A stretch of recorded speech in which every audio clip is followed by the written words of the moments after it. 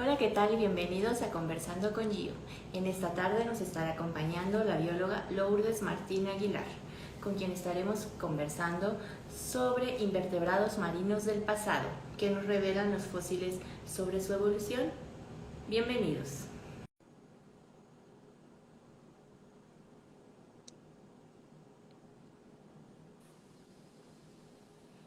Hola Lulu, buenas Hola, tardes. ¿qué tal? Buenas tardes. Bienvenida. Muchas gracias. ¿Qué tal? ¿Cómo estás? Muy bien, ¿y tú? Bien, también. Gracias. Qué gusto tenerte aquí con todos nosotros en No, esta muchas tarde. gracias por invitarme. Gracias a ti.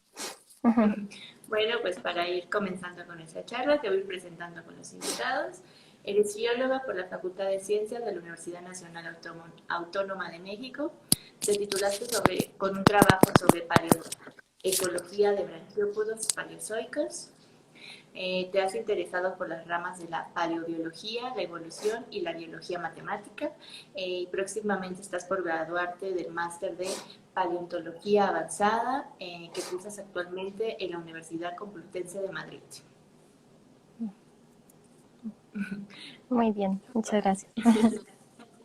Bueno, Lulu, para ir comenzando con esta charla, ¿nos puedes contar un poco de cómo fue tu historia de que te decidiste estudiar biología? Pues es una historia chistosa porque me acuerdo que sí se oye bien, ¿verdad? Porque no sé si mi Sí, sí, te internet escucho está bien. bien. Ah, ok, perfecto. Porque me acuerdo que yo cuando iba en la prepa, un buen verano que estuve viendo toda esta serie, la de Cosmos de Carl Sagan, y bueno, él es un gran divulgador. Y en lo que me interesó prioritariamente fue la astronomía.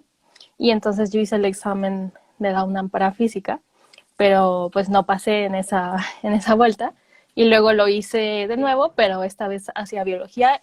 Esa situación fue porque había tenido una práctica de campo en la prepa, que fuimos a Campeche, a la selva, y dije, es que es increíble, ¿no? La diversidad de seres vivos que existe, los líquenes, los hongos, etcétera. Y pues yo dije, yo quiero una carrera donde puedas estar en contacto, ¿no? Con todo esto, pero pues siempre se me quedó ahí como el gusanito de la física, de las matemáticas. Ok, entonces digamos que lo tuyo al principio era toda esta rama, ¿no? De la física, Ujú. todo, bien dices, las matemáticas. Y Sí.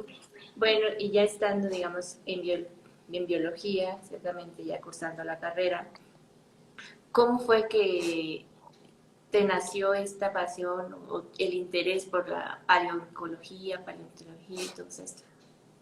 Pues fue curioso porque justamente durante la carrera me había decantado más por una rama biomatemática y estábamos viendo como sistemas de regulación genética en Escherichia Ok. coli con ecuaciones diferenciales y era algo muy bonito, pero yo, no sé, como que justo en esa época llevé la materia de paleobiología y me enamoré, ¿no? Como de la idea de poder descubrir seres vivos del pasado que no van a volver a existir nunca más y que el único modo de conocerlos es mediante los fósiles, ¿no? Entonces, esa idea realmente me atrapó como el misterio que hay detrás y también como el arte, ¿no? Que está en interpretar en la paleobiología. Y entonces empecé como en un proyecto de paleontología de vertebrados en Baja California, con huesitos de micromamíferos y dinosaurios, pero ya Wow, luego qué cuando... interesante.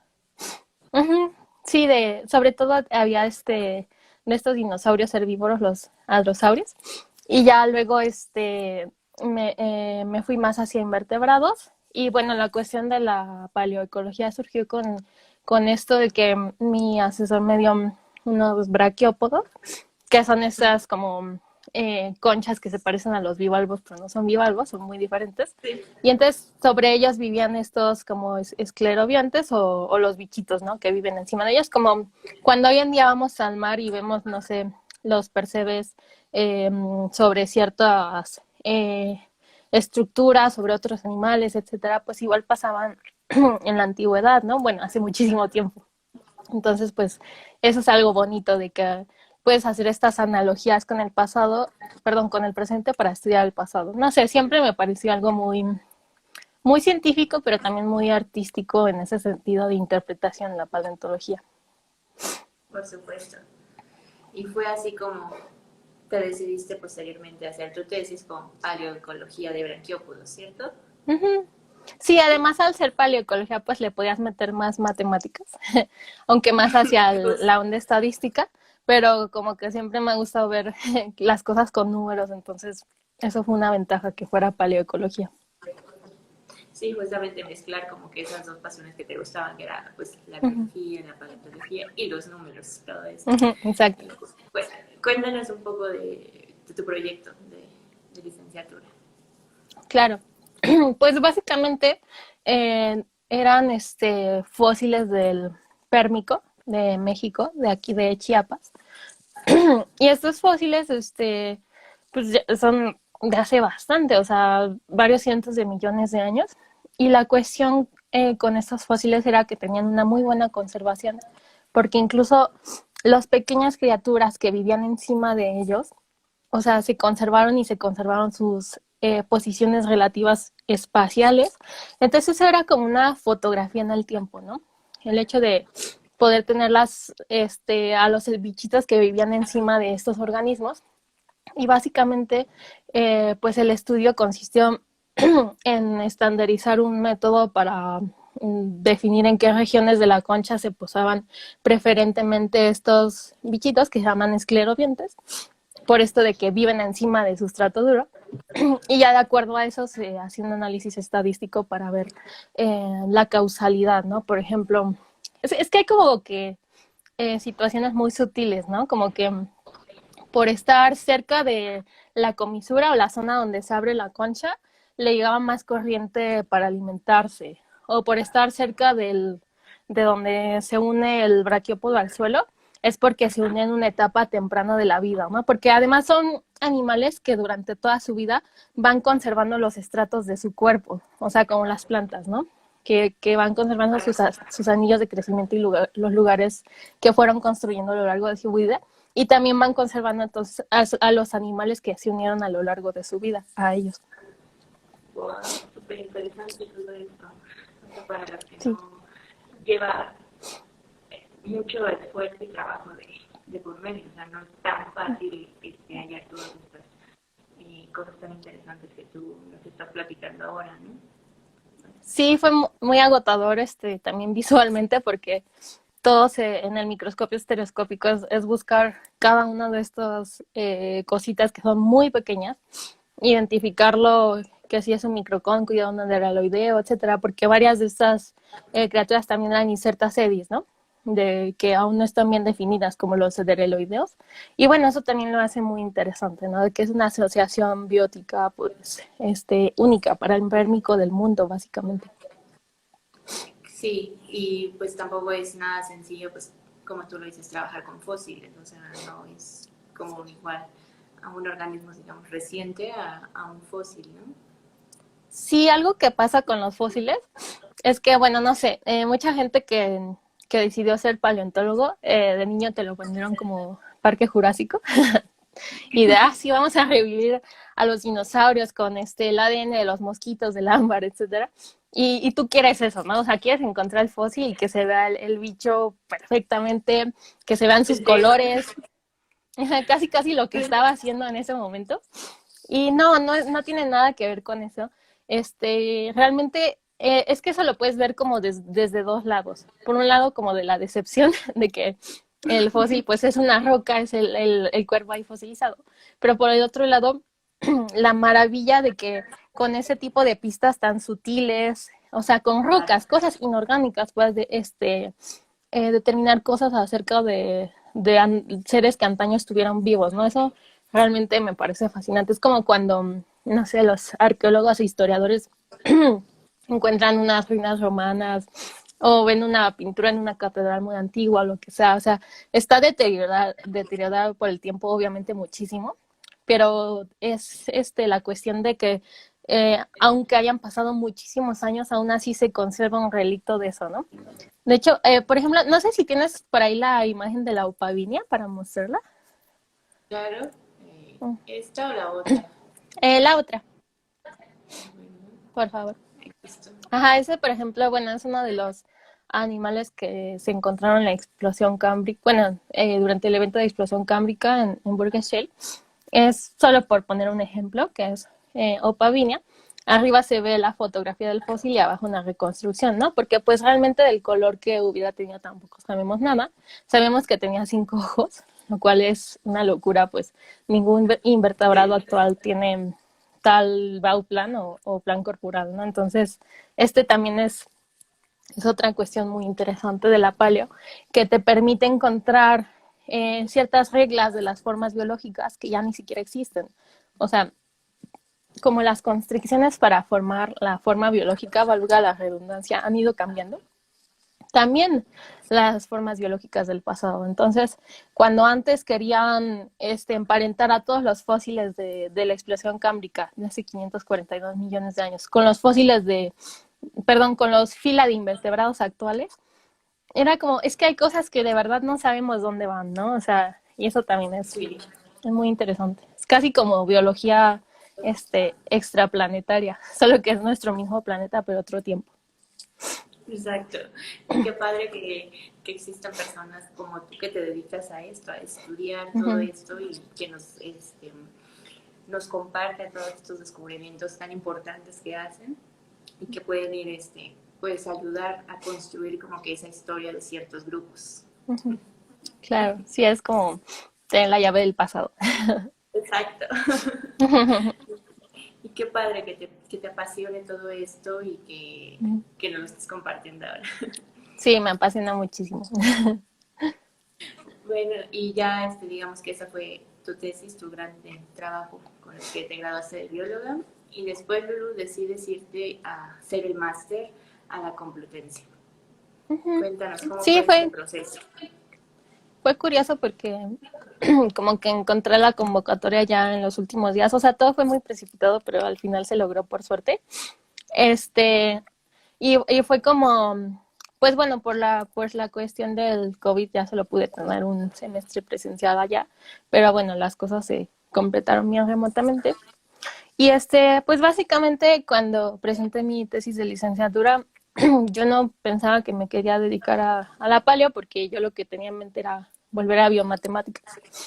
Pero como que durante la presentación dije, no, es que de verdad esto es lo que me apasiona. O sea, desvelar las pistas del pasado y con eso decir cosas de los organismos del futuro y luego perdón, del futuro no, del presente.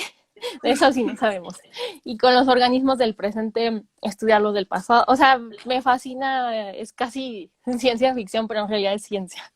Entonces, bueno, para mí fue muy emocionante poder estar en un programa donde estuviéramos cerca de los especímenes, pero sobre todo lo más interesante fue poder hacer biología de campo, bueno, en este caso paleobiología de campo, tanto en México como en España, ¿no? Porque tienen cosas comunes y cosas muy diferentes. Comunes en el sentido de que, o sea, las rocas, incluso algunas coinciden en temporalidad de las que haya visto aquí y allá. O sea, que digas, estas son de hace 100 millones de años, ¿no? Y diferentes que, pues, siento que aquí era mucho más salvaje la biología de campo porque las distancias son enormes. O sea, eran 14 horas hasta llegar a Chiapas, luego acampar. Estábamos aislados del mundo 10 días. Era muy bonito, no nos bañábamos. y luego allá, pues, las distancias son más pequeñas. Nos quedamos en hosteles, etcétera. Y las dos experiencias súper padres, pero muy diferentes. Entonces me gustó mucho poder tener esa comparación de experiencias. Claro. Justamente por aquí te hacen una pregunta de cómo se estudia en Madrid todo esto y si las prácticas de campo, cómo son allá. Sí, pues justamente esa yo diría que es una gran ventaja, que las distancias son cortas y puedes llegar en poco tiempo a distintas edades geológicas. Básicamente puedes pasar del paleozoico al mesozoico rápido, aunque aquí también, claro, todo depende. Una desventaja que yo pondría en México, bueno, tristemente es la inseguridad, ¿no? Que ha crecido para ir a ciertas zonas de campo. Pero, pues bueno, a ver cómo se desarrolla eso. Y allá también, en Madrid, por ejemplo, tienen muy bien estipulado toda esta cuestión patrimonio paleontológico, ¿no? De cómo gestionar las obras, si por ejemplo construyendo el metro te sale algo, mamut, no sé, lo que sea, con lo que pasa ahora aquí, ¿no? Que también está bien gestionado, pero siento que allá también podemos aprender mucho de la manera en cómo se gestiona allá. Ok. ¿Y de qué trata tu proyecto que estás haciendo justamente ahora en el máster? Ah, sí, bueno, ahora sigo trabajando también con braquiópodos. No sé si me podrías poner la otra imagen, por favor. Claro. Este, te veo un poco borrosa, ¿tú sí me ves bien? Sí, yo sí te veo bien. Te Ah, ok, escucho muy entonces no hay bien. problema. Perfecto. Pues ahora estoy trabajando con el equipo de Fernando García Joral, en la Complutense, y esa es una fotografía de una de sus publicaciones y quería mucho que la vieran porque me parece súper interesante y bonito. Lo que estamos viendo aquí son varias fotografías de rinconélidos, un tipo de braquiópodo, que en realidad es muy pequeño, es como de este tamaño. Estos son mesozoicos, ¿no? Más o menos contemporáneos a muchos dinosaurios, nada más para orientarnos más o menos en el tiempo. Y la cuestión así más interesante de estos es que a lo largo de los cambios de millones de años, o sea, tú lo ves en los estratos, va cambiando la morfología de esta comisura que, perdón, a veces está doblada, a veces más doblada, otras veces la curva es menor. No sé si ven la parte que marqué en rosa, no sé si se ve más o menos. Espero que se Sí, sí, vea. sí. Pero es genial porque de esto se pueden extraer, este, ¿cómo se dice? Conclusiones de evolución morfológica y extrapolarlas a una causalidad incluso de plasticidad fenotípica en el pasado, ¿no? O sea, como de, por ejemplo, factores ambientales como la dureza del sustrato se cree que podrían estar incidiendo en la forma de estos organismos y no tanto tener esta visión de reduccionismo genético de que todo tiene que estar determinado por selección natural, sino que también hay una fuerza plástica del ambiente que está presionando todo el tiempo con mucha intensidad, ¿no? Entonces, bueno, la verdad es que este estudio apenas, por lo menos mi parte, que va a ser la tesis de maestría, apenas se está desarrollando más y pues lo que quiero hacer es una caracterización de estas curvas de las comisuras, pero con un método un poco más, o sea, con matemáticas diferentes a lo que se ha hecho ya con morfometría geométrica, porque el problema con la morfometría geométrica es que si ves dos curvas iguales, pues se ven continuas y te va a decir es la misma curva. Entonces la cuestión ahora es caracterizarlo con métodos matemáticos distintos. O sea, pues siempre es lo que más me ha gustado, ¿no? Caracterizar las formas. Ok, o sea, suena súper interesante eso que platicas porque justo eso que platicas de las curvas, de usar morfometría geométrica, sí es verdad, no es sencillo hacer morfometría geométrica y más cuando tienes estas líneas curvas, porque bien nos dices, puedes esta puede marcar que no existe como que diferencia entre esas curvas y ahora lo que tú nos platicas, este nuevo como modelo, entonces podría solucionar como que este tipo de problemáticas que tiene la morfometría geométrica, ¿no? Claro, además, o sea, la morfometría geométrica es buena, pero un gran problema es lo de que tienes que tener los puntos homólogos, ¿no? O sea, Sí. yo cómo puedo decir si esta parte de la curva de la comisura es homóloga a esta, etcétera, los famosos landmarks, ¿no? Siento que si podemos desarrollar un método un poquito más suave en el sentido matemático de que es justo fluya la curva, creo que nos abriría muchas puertas para el análisis de formas biológicas, que ya se ha hecho anteriormente con muchas cosas. El caso es que estas disciplinas, biología, matemáticas y en este caso paleontología, unan sus fuerzas mucho más en su médula, ¿no? Porque sí se hace mucho superficialmente, pero la cuestión es que los principios de todas estas disciplinas puedan estar conectados en un núcleo más central, ¿no? Y eso viene desde los científicos, de cómo nos relacionemos entre sí para trabajar juntos. Uy, se Claro, o me cayó el sea, teléfono. esto es, este tipo de colaboraciones, como bien dices, y Ujú. esto que nos platicas del modelo que piensas que estás trabajando, o sea, siento que no solo para tu tesis, a lo mejor se puede tomar de ejemplo para trabajarlos con otros organismos, no sé. Ujú. Está súper, súper interesante. Ujú, gracias. Ujú. Y ahora nos podrías platicar un poco de tu otra pasión que bien nos decías que era esto de los números, las matemáticas, biomatemáticas, todo eso. Y también que haces tu divulgación científica y todo esto. ¿Nos puedes Ujú, platicar? sí. Sí, claro. Pues, o sea, las matemáticas, empecé la carrera en la facultad simultáneamente a biología, pero la verdad es que no, no hay tiempo humano para. Bueno, seguramente hay gente que sí puede, pero ya era demasiado para mí sacar las dos carreras. Entonces, bueno, Sí. alcancé a llevar varias materias de mate, porque pues siempre ha sido una pasión que ha estado ahí. Y siento que tal vez en el fondo, no sé, algunas personas nos ahuyentan un poco de ellas pensando que son muy difíciles. Y no lo voy a negar, sí lo son, pero te dan esta idea de que es inaccesible, ¿no? De que es solo para genios y lo que sea. En realidad lo que hay más detrás de esas horas de dedicación, ¿no? No tanto ser una persona, un genio, ¿no? Eso no existe. Bueno, no sé, es otro debate. Pero la cuestión es que sí pude entrar a varias materias. Empecé entrando como asignaturas que eran como una intersección entre biología y matemáticas, ¿no? Como, bueno, biología, matemática, ecuaciones diferenciales, cálculo, etcétera. Cosas muy relacionadas con los sistemas dinámicos que justo por ahí le puedes dar a la biología con la mate. Pero luego me dieron curiosidad materias como más abstractas, como geometría diferencial o topología, que quizás sí ha habido aplicación de ellas en biología, pero es un poquito más exigua.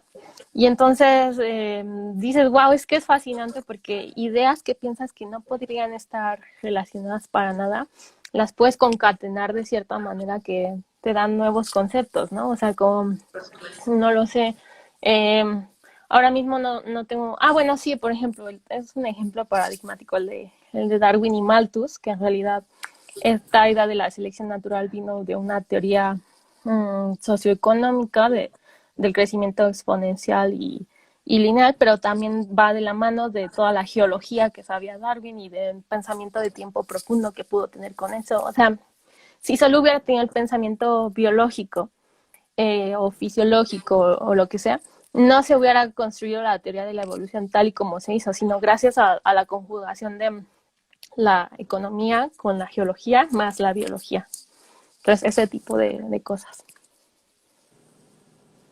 Y, sí, de divulgación, pues siempre me ha gustado mucho hablar con gente que no es de ciencias, de temas científicos, porque siento que Sí. tiene una curiosidad pues muy bonita, como cuando un niño te pregunta ¿y por qué? ¿y por qué? ¿y por qué? Es algo maravilloso de la gente que no deberíamos perder a nadie. Y por desgracia a algunos científicos nos pasa, quizás más en nuestras propias áreas, que empezamos a dar todos los paradigmas por sentados o a cuestionar menos y lo que sea.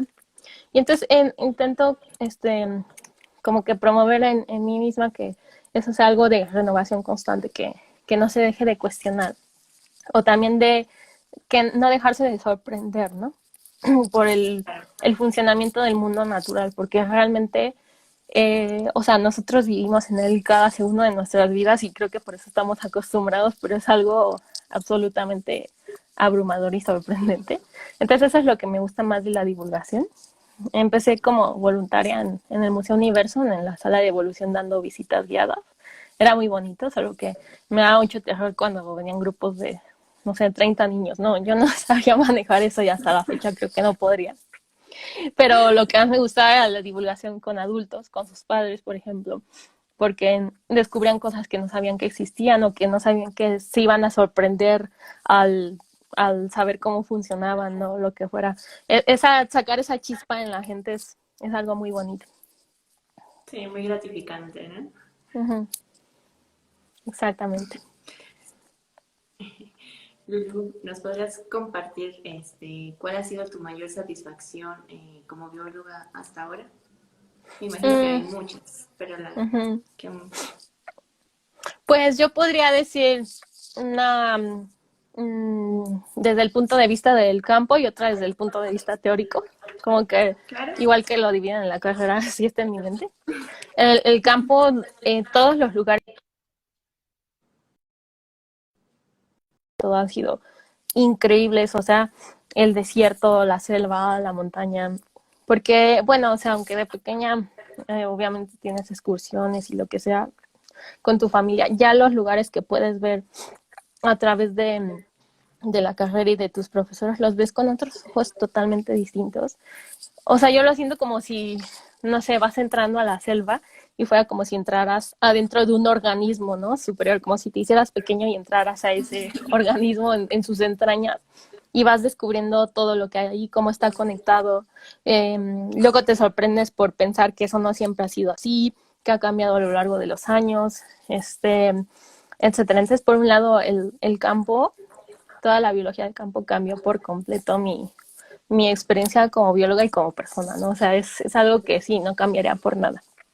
Y luego, por otra parte, así, bueno, también obviamente el laboratorio, aunque debo aceptar que nunca fui muy buena como en lo más así como, bueno, fisiología sí me gustaba, pero otras cosas como más celulares me cuesta más trabajo, lo más pequeño, pero aún así es fascinante, ¿no? O sea, poder ver todas esas cuestiones tan de cerca y no lo sé, o sea, nunca me deja de sorprender que realmente sepamos ya tanto, incluso tanto de la gran biología así de bosques, de ballenas, etcétera, como de las bacterias o del ADN.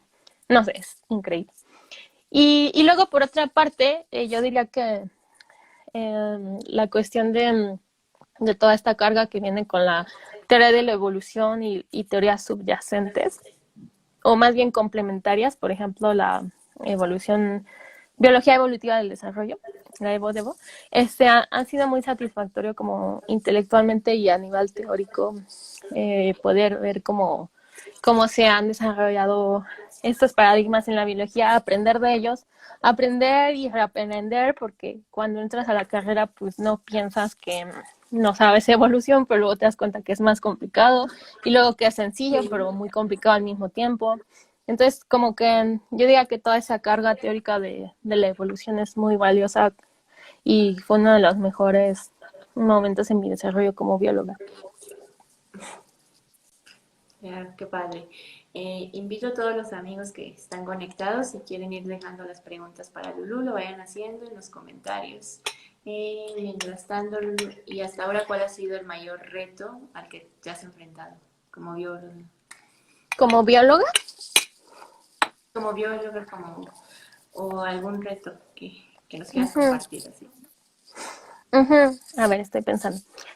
Bueno, es que por un lado te pregunté, es que como bióloga, porque siento que la interdisciplina o trabajar con gente de otras disciplinas, Claro. aunque ha sido muy, muy satisfactorio, también es muy difícil. Porque, bueno, primero los biólogos se nos ve como la gente que somos malos en matemáticas. Entonces, de que casi, casi, sí le gusta la ciencia, pero como era malo en matemáticas, estudió biología. No, eso Sí, es un concepto súper erróneo. Habemos muchos biólogos que les gustan las mates, pero como que a veces era difícil lidiar con ese paradigma. Pero no, aún así fue más bien que mal el que se gana con la interdisciplina. Pienso que también, o sea, mmm, el campo puede ser muy duro en el sentido de que, no sé, o sea, estás horas y horas y horas picando piedras, perdón, rocas, y no te sale nada. Y cuando te sale algo es algo que ni siquiera se ve de qué grupo es y no sabes si estaba vivo o no. O sea, pueden haber unos niveles de frustración muy grandes, equiparables como, no sé, el científico que está 10 años en su laboratorio haciendo el mismo experimento y él nada más no tiene resultados, ¿no? Etcétera. Así es en campo igual, pero con el sol, con todas las molestias del campo, pero después le agarras el encanto, entonces ya no lo diría como un gran reto. Quizás el gran reto sea como, o haya sido ya como a la hora de plantear los cuestionamientos metodológicos o del análisis ya una vez que tienes tus datos o lo que tienes que hacer, cuando ya estás solo frente a eso, frente a tus fósiles, frente a su morfología, frente a cómo tienes que analizarlos, a veces sí te sientes muy desorientado porque pues simplemente no existe un protocolo, ¿no? O sea, no, tienes que reinventar, ¿no? Cómo pensar acerca de ellos. Entonces, quizás eso ha sido un poco abrumador. Claro, pero hasta ahora has sabido sacar adelante todos estos retos. Sí. Por aquí pregunta, leyendo el mundo, pregunta, ¿se puede hacer divulgación científica en cuestión de inclusión y aprendizaje? Sí, claro. De hecho, es algo que ya se está haciendo mucho estos días, afortunadamente, porque eh, mm, en cuestiones, por ejemplo, de inclusión, pues yo me he dedicado más hacia el lado de diversidad funcional. Por ejemplo, ahorita estoy, bueno, ojalá quede bien, produciendo un pequeño corto que puede ser tanto para audiencia sorda como ciega. Y entonces, bueno, este es el chiste, ¿no? De que vive muchísima gente a nuestro alrededor, incluso familiares, amigos, que tenemos una forma distinta de percibir el mundo y sin embargo todos deberíamos tener este derecho al acceso a la información, tanto científica, cultural, al arte, etcétera. Porque igual en el sentido de la divulgación yo veo la ciencia como parte de la cultura, no solo como algo que debes saber por tu bien, que te puede ayudar, sino también que algo que puedes saber por disfrutar más así la vida, ¿no? Entonces, bueno, en ese sentido, creo que todos deberíamos tener acceso a esto y es muy, muy importante, no solo importante, sino necesaria, ¿no? La divulgación científica en los medios inclusivos, incluyentes más. Y por eso también me gustó mucho trabajar en el Museo Universum, porque también ahí luego descubrí un proyecto que estaban haciendo con gente esquizofrénica para llevarla a las salas, etcétera, y también con lenguaje de señas. Entonces todo esto son proyectos que requieren muchísima experiencia y una formación muy, muy grande, porque no cualquiera puede hacer esto y yo apenas estoy así solo empezando a saber de qué se trata esto, pero realmente admiro mucho a la gente que se puede dedicar ya a esto. Ya apenas estoy aprendiendo. Y claro, en aprendizaje es fundamental la divulgación, porque la ciencia de la escuela, pues sí te la pueden enseñar en un tono agradable, pero también la cuestión es fomentar que te guste la ciencia fuera del aula y no solo como algo obligatorio que tienes que aprender, sino también como, pues lo que decíamos, como una parte de la cultura. Claro. Y qué bien eso que nos platicas de este proyecto que estás haciendo de tu corto. Estoy segura que te va a ¿Cómo? quedar. Digo que qué bueno que nos hayas compartido Ah, esto sí. de que estás haciendo esto de tu corto. Qué padre que estés haciendo esto. Te va a quedar súper bien. Gracias. Sí, de hecho va a ser de evolución. Entonces ahí se los comparto Oh, cuando ya esté. sí, por favor, vamos a estar muy pendientes. Claro. Preguntan, dicen, ¿los fósiles pueden decirnos algo sobre la evolución del desarrollo? Ok, es muy buena pregunta porque justamente va de la mano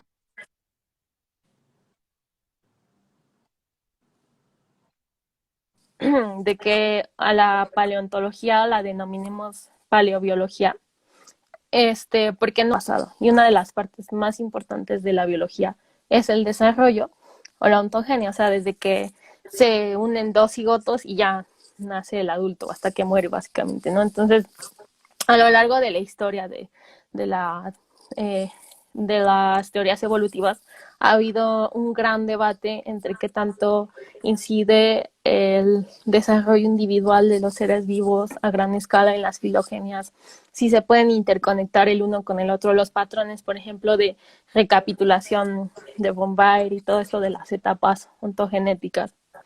Pero sí, claro, sobre la evolución del desarrollo, que no es hablar solo del desarrollo, porque te podría decir, sí, en un huevo podemos ver, si se conserva un huevo de un dinosaurio y le hacemos un corte transversal, podemos ver cómo el dinosaurio de chiquito, su volumetría, sus proporciones, etcétera. Pero la evolución del desarrollo se refiere al mismo cambio del desarrollo a lo largo de la historia de los seres vivos. Es algo complejísimo que me encanta. Entonces sí que nos pueden decir porque podemos deducir ciertas patrones constructivos de los seres vivos del pasado que quizás podríamos interpretar como más plásticos, ¿no? Por ejemplo, en la explosión cámbrica tenemos una diversidad de fila impresionante, o la misma fauna de Ediacara, que no sabemos qué rayos es, o el origen multicelular, más bien el origen de los metasuarios, la gran plasticidad que existía en ese momento, nos habla de un nivel de reglas de desarrollo diferente al de ahora, como si se hubieran fijado más caracteres, etcétera, más constricciones, ¿no? Pero el caso es que sí, sí que se puede, pero es algo bastante complejo. Sí, debe de ser. Si tan solo ya no les decías que pues trabajar con el fósil no es algo tan sencillo, o sea, no es imposible, pero ahora ya para ver todas estas etapas sí es como un poco más complicado, ¿no? Sí, ya es un nivel de interpretación finísimo, o sea, pero que justo requiere no solo la evidencia, sino que el método sea impecable, ¿no? Ahí es cuando digo, es que la biología teórica se vuelve tan difícil como las matemáticas, es bellísimo, Sí, me encanta. sí, qué bueno que lo puedas mezclar estas dos, ¿no? Que Uh-huh. biología, matemáticas y pum, estás haciendo Sí. cosas increíbles. Uh-huh. Lulu, ¿alguna anécdota curiosa, chistosa que nos quieras compartir que te haya pasado, no sé, en campo, laboratorio o algo? Ah, ok, sí. Este, ok. Cuando fuimos a Baja California, fui con el equipo de Marisol Montellano, ahí donde había fósiles de dinosaurio. Bueno, yo iba por los dinosaurios, ella iba por los micromamíferos, pero yo estaba más interesada por los dinosaurios en ese momento. Y recuerdo que había como eh, un señor de ahí que siempre nos veía desde lejos mientras picábamos las piedras y nos decía como de, ¿qué rayos están haciendo, no? Y entonces Marisol decía como de, no, no le digas que estamos buscando rocas ni fósiles porque pues en general cuando dices eso la gente siente que te estás llevando, ¿no? Las cosas de su Claro. de su hogar o cosas que ellos podrían utilizar, lo que sea, o sea, como se sienten invadidos y lo entiendo, ¿no? Perfectamente, totalmente válido. Y entonces llegó un día este señor con una piedra o una roca así, pero gigante, como de este tamaño, bueno, más grande, aquí no cabe. Y eso fue muy chistoso porque justamente esta roca tenía forma de cabeza de hadrosaurio, que son estos dinosaurios como herbívoros, pero era una roca de río. Y pues no, no puede hacer para nada un fósil. Pero sí me hizo graciosísimo porque dije, es que no, de verdad parece un dinosaurio la roca. Y ya y nos pidió que analizáramos qué era esa roca y dije, wow, está padre, ¿no? Que esta curiosidad científica se llegue, no sé, o sea, desde todas partes, porque incluso yo viendo esa roca dije, es que parece un dinosaurio, pero ya en la Claro. carrera te enseñan que ese tipo de rocas no es tan probable, etcétera, ¿no? Entonces, bueno, es una anécdota chistosa de la gran interacción social que tienes como paleontólogo, porque no es solo llegar al lugar y buscar cosas, sino también es no invadir el espacio de la gente de ahí, porque ya obviamente cerca de comunidades asentadas, lo que sea, o sea, y eso, ahí hay una parte que me gusta mucho de la paleo que puede ser como ¿cómo se dice?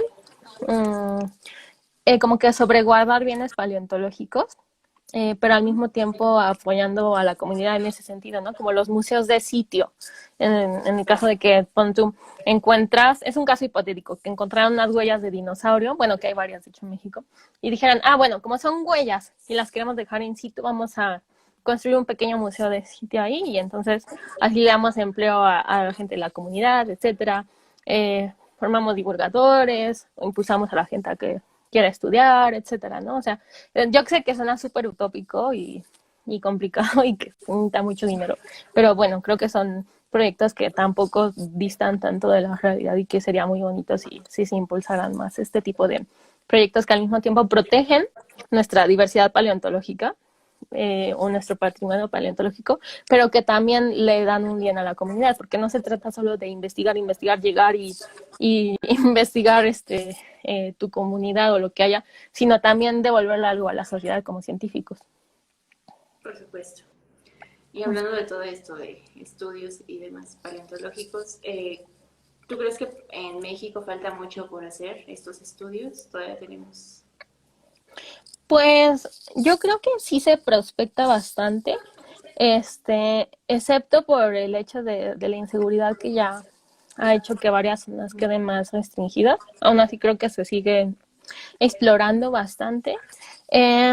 Y creo que quizás la cuestión hacia la que deberíamos enfocarnos más ahora es hacia la protección del patrimonio, porque todavía, pero esto sucede en todo el mundo, hay un mercado negro de fósiles muy grande, o sea, ilegal. Justamente hoy me decían de una noticia de que se habían robado unos fósiles de huevo de dinosaurio en Argentina y aparecieron en España o algo así. Bueno, no sé cuándo fue esto, pero me lo contaron. Y eso mismo también pasa mucho aquí, ¿no? En todo el mundo. Entonces, igual que si te encuentras una pieza arqueológica, eso lo tiene que ver el INAH, pues igual tendría que haber una institución más hacia la paleontología que pudiera encargarse de todo este patrimonio, porque no lo tenemos, ¿no? Entonces, son cosas realmente invaluables, porque son cosas que generó el tiempo, la evolución en el pasado, y que no se van a repetir de ninguna otra manera. O sea, como una obra de arte, ¿no? O sea, la Así hizo es. Da Vinci, Miguel Ángel, etcétera, y nadie más la va a poder volver a hacer porque está en su tiempo, en su momento, la persona. O sea, son cosas que de verdad necesitan conservarse ahora o se van a perder para siempre. Así es, todavía falta trabajar todavía en toda esta protección, ¿no? De estos bienes, por así decirlo, porque bien dices, o sea, es sencillo ir, no sé, Chiapas o cosas así donde te encuentras, ¿no? A la venta de ciertas cosas arqueológicas, que no debería, pero pues está, todavía existe. Claro. A todos los amigos que están conectados, si gustan dejar sus comentarios, aprovechen ya estos últimos minutos que tenemos con Lulú, que nos está brindando. Mientras tanto, Lulú, ¿algún proyecto que te gustaría desarrollar más adelante? No sé, así como que el sueño dorado que dices, yo quiero trabajar así, en esa zona, ¿no? Pues mi sueño dorado siempre fue trabajar en un museo de ciencias, porque, o sea, no solo estás rodeado de los fósiles, sino también de la gente, y tienes a la gente cerca para hablar con ellos, interactuar, porque siento que lo bonito del trabajo de divulgador no solo es que puedes compartir cierto conocimiento, sino que aprendes mucho también de la gente, ¿no? De su modo de pensar, de sus paradigmas, porque como científicos ya estamos muy embebidos en nuestro modo de pensar y a veces se nos olvida el mundo exterior. Entonces, ese es uno de mis sueños, ¿no? Bueno, recuerdo que de pequeña hacía planos de un museo científico que no existía, pero lo inventaba y le inventaba salas y así, y había sala como de matemáticas, de evolución, etcétera. Pero así como otro proyecto, pues mmm, a ver, estoy pensando. Pues me gustaría escribir un libro con... Tengo una serie de artículos de divulgación que he ido recopilando a lo largo del tiempo, pero no he podido juntar, entonces eso sería muy lindo. Quizás avanzar más en este lado de la animación para divulgar y también desarrollarme más como divulgadora en diversidad funcional, sobre todo de evolución. Y ya como algo un poco más personal, no tanto tan social, pero sí poder estandarizar un poco más los métodos matemáticos, sobre todo geométricos, para estudiar las formas vivas y contribuir de algún modo con esto en el futuro a alguna disciplina como la biología evolutiva del desarrollo y su intersección con la paleobiología, tal vez. Pero eso ya es como el sueño estrella, ¿no? Sí, está súper fantástico, o sea, hacer todos estos modelos matemáticos, wow, sí, estaría súper genial. Sí. Espero que un día sí lo llegues a concretar, estaría Ojalá. espectacular. Pregunta que ¿cuál es el mejor museo geológico del mundo? Mm. Bueno, esa es una gran pregunta porque hay demasiados y además depende del lugar al que vayas, es justamente donde vas a tener ciertos materiales. Eso cuando no vengan de otro lugar, ¿no? Porque claro, hubo una época en la que en ciertos países se llevaban los de otros, etcétera.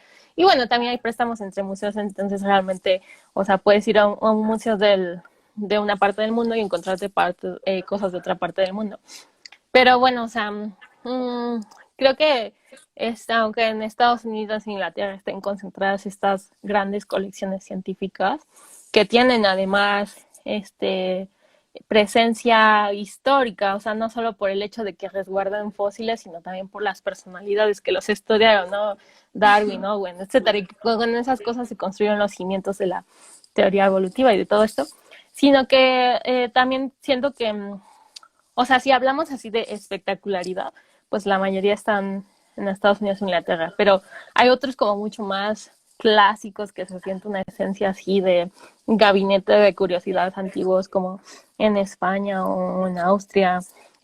O sea, tampoco he podido conocer tantos, pero en el mismo México, el Museo de Historia Natural tiene partes muy hermosas. Entonces yo siento que eso depende mucho, por ejemplo, si estás buscando pues colecciones muy importantes, pues sí van a estar en estos lugares que menciono, pero otro tipo de cosas pienso que tienen una divulgación muy, muy buena, entonces, por cómo se ha hecho la museografía, etcétera, en estos lugares. Ay, por ejemplo, aquí en México está Santa María la Ribera, ¿no? El Museo de Geología, que también es hermoso, y arriba, solo que no siempre dejan subir, están estos cuadros de José María Velasco, que le pidieron que pintara escenas de la historia de la vida, y una vez pude verlos y realmente es maravilloso. Son de estos cuadros que venían en varios libros de texto de los niños de primaria, que por ejemplo en uno salió un tigre de dientes de sable y cosas así, pues esos son de esa serie, y hay uno del Wow. Cámbrico, no sé, están espectaculares, sí. Ojalá sí algún día los puedan ver. Sí, sí, está Ujú. genial. ¿Algún consejo que les quieras dar a los biólogos o a los nuevos estudiantes de biología que quieran, no sé, estudiar la paleontología, paleoecología y todo esto? ¿Qué les dirías? Sí, mm, sobre todo tener muy presente que, bueno, que son materias que exigen mucho campo. Bueno, o sea, que si te vas a dedicar a la paleo, pues lo conveniente es que te guste el campo, porque si no, sí puedes sufrir un poco. Sobre todo en la fac, que si las prácticas son largas y pesadas, pero vale mucho la pena, son hermosas. Que hay que estar preparados para que algunos días no salga nada y otros muchas cosas bonitas. Esa tolerancia a la frustración, pero también luego viene una recompensa muy grande.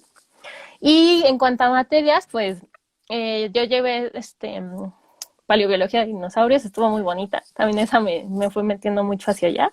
Bueno, esto es hablando de la FAC, porque la verdad ahorita Sí. no tengo conocimiento de otros planes de estudio. También está paleobotánica, es muy buena. O eventos principales en la evolución de la vida en el león fanerozoico, que es la materia con el nombre más largo, creo, de la FAC.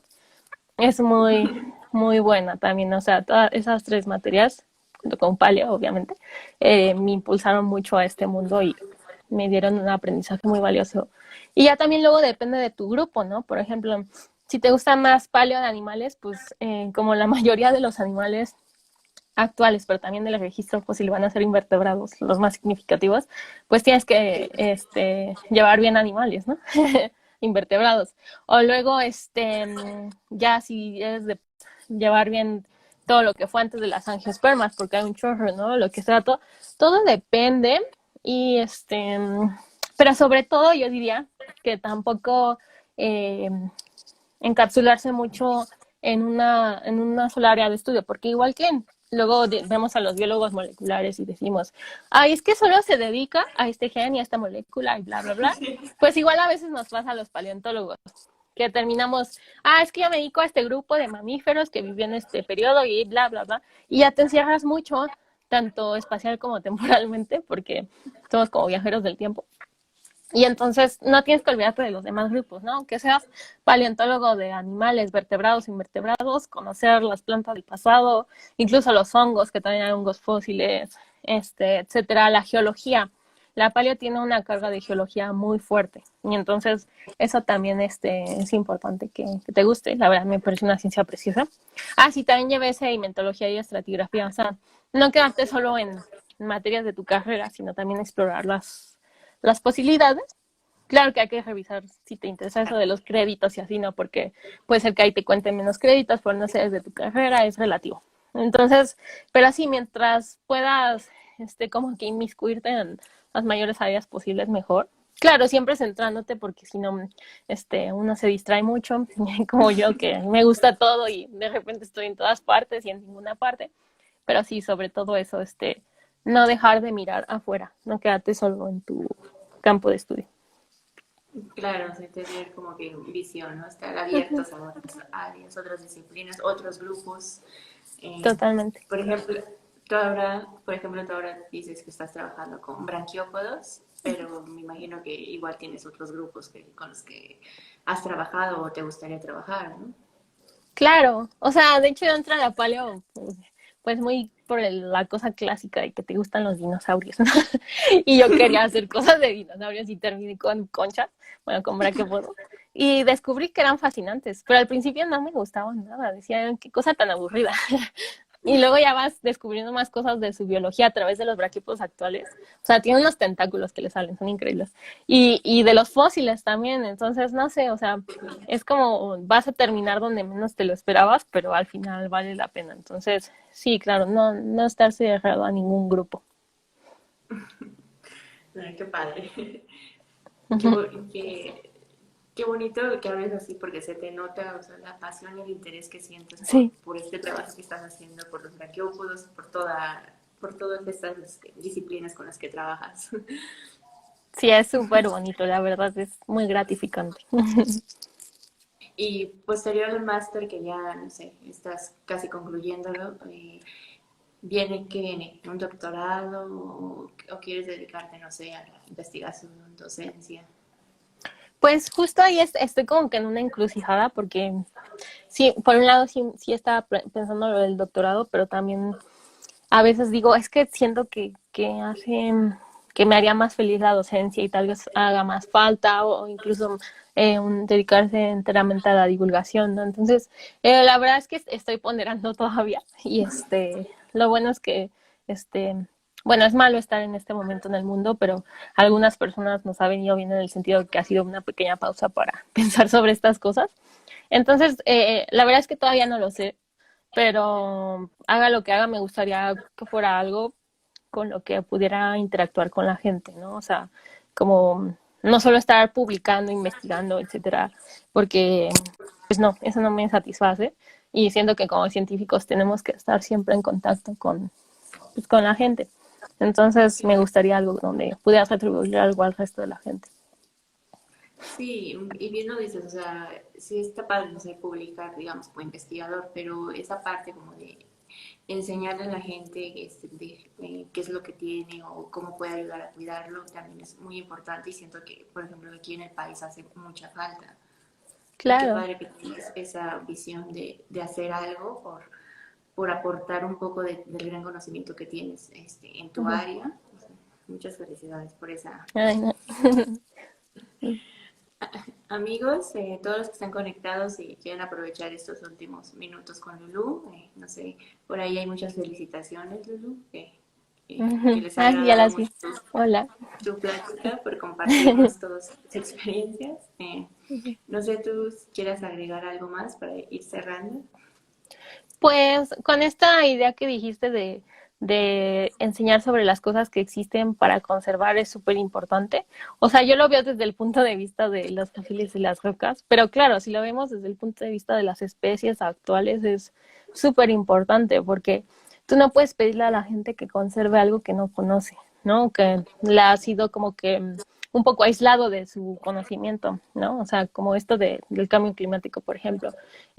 Primero tienes que hacer que la gente también se empodere de este conocimiento y lo haga suyo.